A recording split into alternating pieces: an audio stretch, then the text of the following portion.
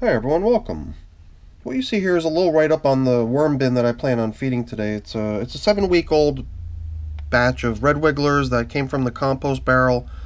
It's got an estimated population of 928 worms. That's an average of all of our estimates from all of the haul-outs and drop-ins of worms into this system. It was fed 3 times. One of the feedings came even before the worms came in. The bin was built with some food. Then it got its second feeding after the worms had been introduced and sat in there for a couple weeks. And then a couple weeks after that, 4 weeks in, we embarked on the most recent feeding, which has been sitting in there for 21 days now. For 3 weeks, they've been working on this portion of ground up seeds and grains to see how they do with them. A variety of different stuff to be compared with each other, almost like in a little bit of an experiment. And yeah, it's pretty easy for me to put all this stuff together in a jiffy because I've got all this information tracked in my spreadsheet. So all this stuff about populations and feedings and time frames is all visible up here. So like this purple line even shows that the parent was the compost barrel. It was populated on this day 49 days ago. It was last fed on this day 21 days ago. I even put a little counter in here. This even represents today, which is work to be done, today's check-in that we're going to do today. Right down to even where the estimate of the number of worms can be seen here, where all of our estimates for how many worms populate this bin were averaged into the formula to come up with 928. So before we head downstairs, though, I wanted to share with you a quick little slideshow I assembled of this bin's progress over the past 3 weeks. It's interesting because the last time we checked in on it, it looked like this. It was just a piece of paper laid down over the top of the bedding, onto which we placed each food type.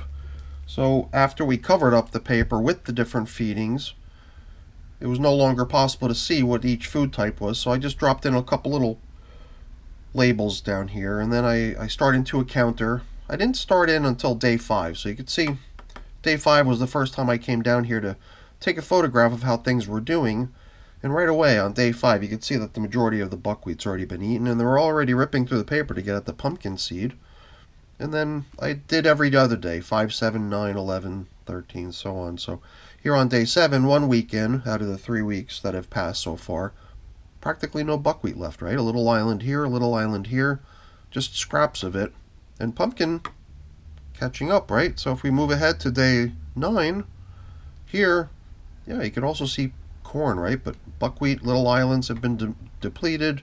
Oats are finally starting to pick up some momentum, as is some of the wear of paper beneath the sunflower seeds. So on to day 11, good progress happening now over in the seed area, right? Even a little bit more cornmeal getting diminished. Oats are taking a while for some reason. I thought they'd be a really fast composting material once it was ground up and pulverized. Now you can see that they've come in and eaten up all the sunflower and left behind the seed shells. And I guess the shells of these sunflower seeds must have been much finer because it seems like they just ate that stuff. So they ate it right up. So as we progress, we can see further breakdown. Day 15, day 17, day 19, and today is day 21, where there was still a little bit of leftover corn, as you could see over here. And I was a little bit surprised to find that corn was like the only thing that had leftovers. Here, day 17, there's also a little bit of oats left, but by day 19, and today, day 21, they did away with the last of that too. So it didn't seem sensible to continue past 3 weeks at this point, since there was hardly anything left here. And it's interesting too, if you look closely, you can see little tiny specks all over the food. It almost seems like mites might have done a great part of the breakdown here, as opposed to the worms. I'm sure it was a great combo, a great combo teamwork sort of thing. But yeah, I've also got another quick thing to show you here. Before I do, I'll put a little link up in the screen here, a little card, so you can pop out and check out this video in full screen and, on your screen without any interruption. But now let me pop open this other video over here from my recents. It's this thing called Critters Enjoying Chow. So here again, just another little video, and I'll be sure to leave a link for this one too, as just another card up in the corner, so you could see this in better quality on your own screen, as opposed to me just filming a window on my computer. But here we can see the all of the little helpers in the bin. I believe these are the oats. This was somewhere maybe halfway through the whole process, maybe a week ago. Here, I believe this might be corn, some of the cornmeal, just based on that yellow color of the stuff. But I mean, with the mold on it and all the mites on it, you could barely see what it is, right? What else do we got coming up here? It's more of the same. It's, you know, just a good sense of scale, though. Different types of mites moving at different speeds. Here's a peanut shell. Look at the size of that thing. Even a cocoon visible over here on the left. Even some of the fine material between the veins of the leaf can be seen as being nibbled out. This was like a little tiny speck of leftover. There was something different, maybe sunflower seed. I can't remember, but it was just a little tiny chunk of it that had a whole bunch of mites on it. Here's that little plant that we saw a moment ago. It was so tall already. It was lifting up the plastic covering. Here too, you can see how they've nibbled away all of the material between the harder veins of the leaf. That always looks so cool to me. I don't know why. But hopefully you'll find this to be another interesting little clip to check out. Like I said, I'll put a link to it, or I believe I already did. So I encourage everyone to, you know, go check it out on their own, link over to it, and see it firsthand. So let's head on down to the wormery now. So I believe it's safe to say that all of these powdered, pulverized grains are good to go. One way or another, the worms will eat it. But today they're going to get apple and strawberry. And I've even got a new top covering, because wait till you see what they did to the newspaper top covering that was on here. We'll take them off together, you'll see. They pretty much tore right through the newspaper. So I think this newspaper will just go in as bedding alongside the food. And as will these shreds of remaining paper that was laid down beneath the grains that had the labels on them. There's a few larger pieces of it out on the edges, but they ate the majority of what was on the inside. And this little piece of coffee filter has been sitting here on the side, awaiting its opportunity to get back into service to indicate where we last fed as our feeding zone indicator. So we're going to have a good amount of nice bedding to include with today's feeding. And as far as I'm concerned, all these little pieces of seed, they're a little bit tough, but they're going to go. You could feel they're hard, you know. They want to crack. They're not just soft, and they're not going to bend yet. They're still like little chunks of wood. It looks like this has turned into a fertile planting ground for various things. So that'll just become worm food too. So this was a pretty cool test. Very interesting. I knew that one way or another they're going to eat all this stuff, but I was just curious to see if there was anything that they would possibly not like so much. And oddly enough, the corn is what appeared to take the longest. To say they don't like it, though, I think would be inaccurate. The peanut shell. You know, since these worms came from the outdoor compost barrel, that's where the peanut shells came from. Because I didn't go to great efforts to separate the worms from the stuff that they were inhabiting out in the compost barrel. Some of the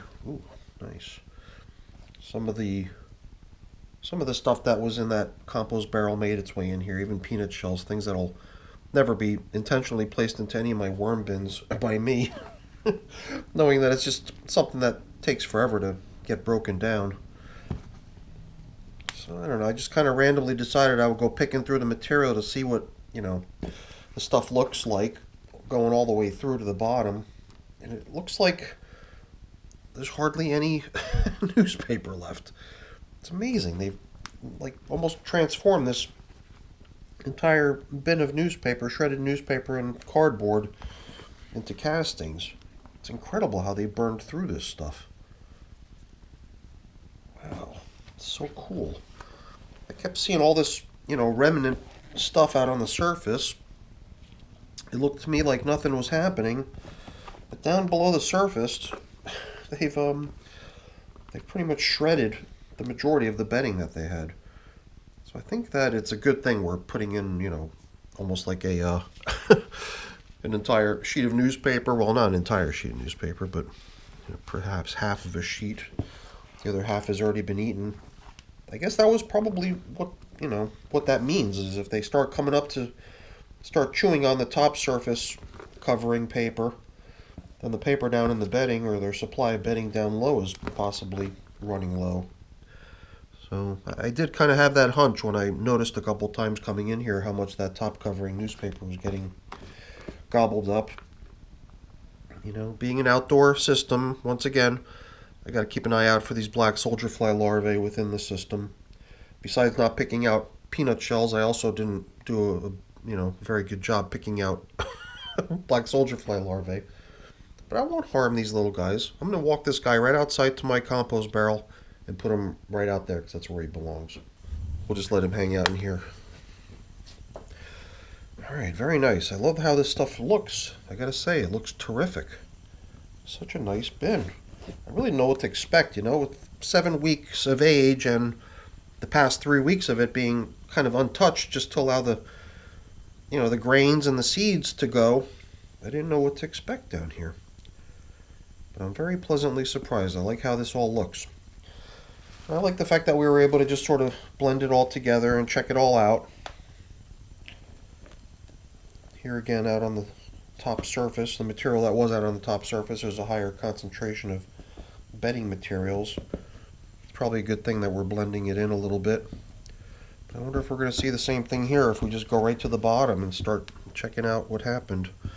It does look to me like it's just much the same. Good number of worms hanging out down low everywhere within the bin.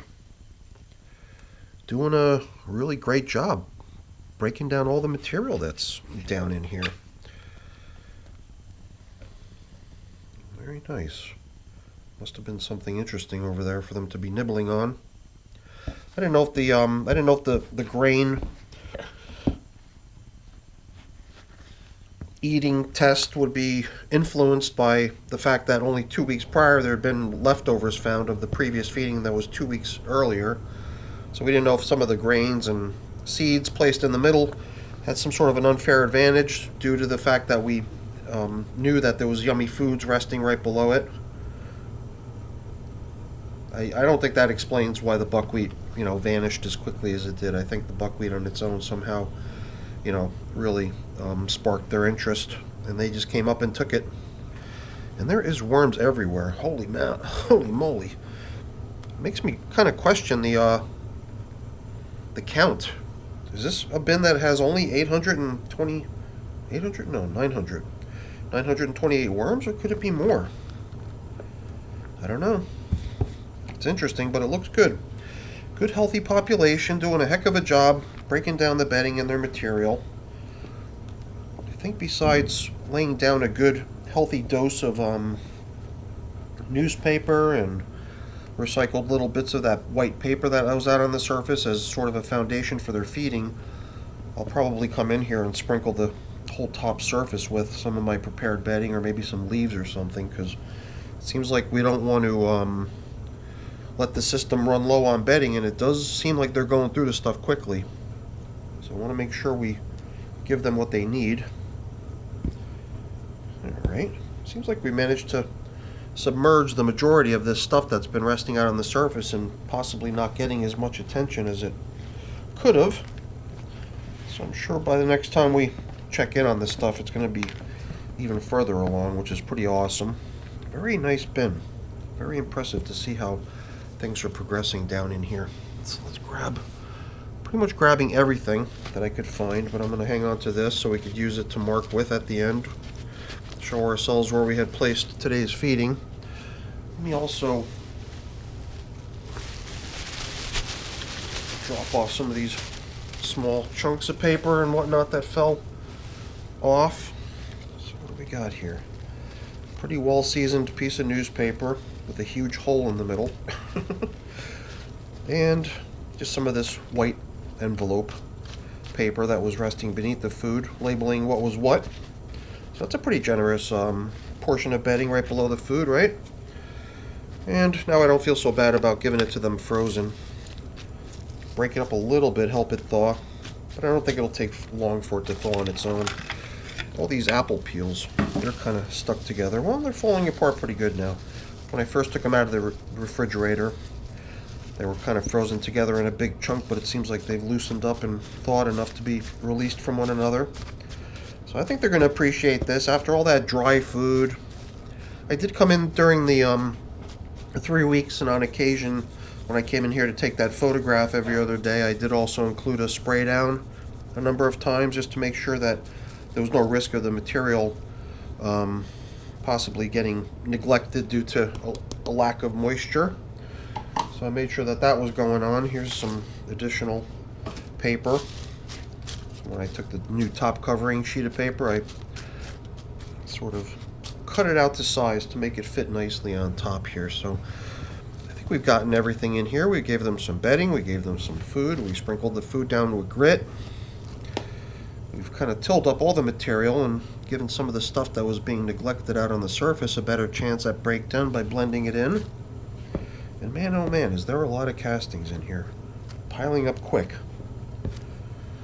Alright, let's get things leveled off, and I wonder if we should include a little bit of chow, worm chow. Because at this point I'm pretty much giving all of my, pulverized grains and seeds that I've got stocked up over here as all having the green light, and that I think it's safe to just take it all and blend it together and make a nice worm chow out of it. At this point, a good dry food that could be used in situations where maybe you've got a lot of dampness going on and you'd rather just feed them in a way with something dry that is not going to, add more moisture to an already too wet system. Oh, here's the new cover. I think we're in pretty good shape here. 7-week-old worm bin. These are the worms that we kind of promised ourselves to eventually take right back out to where we got them, which is the compost barrel, thinking that, if the compost barrel, worms are running low, then what we have here is a nice reinforcement to the population in there. But we've also, toyed with the idea of maybe keeping them here in the wormery rather than letting them free. So that's still an up-in-the-air decision that has yet to be made. But other than that, I think we're more or less done here. I got a few things I got to clean up and put away before I can call it a day. But I'm not going to keep you around for that. That stuff's boring. Before I go, let me just really quickly say thank you. Thank you so much for watching. Hopefully you enjoyed the video. If you did, please remember to leave me a quick thumbs up before you go. And if you haven't done so already, please also consider subscribing to the channel. If you want to support the channel, there's also the option to join, become a member. Keep that in mind if you ever decide you'd like to do that. Alright everyone, thanks so much for watching. Bye now.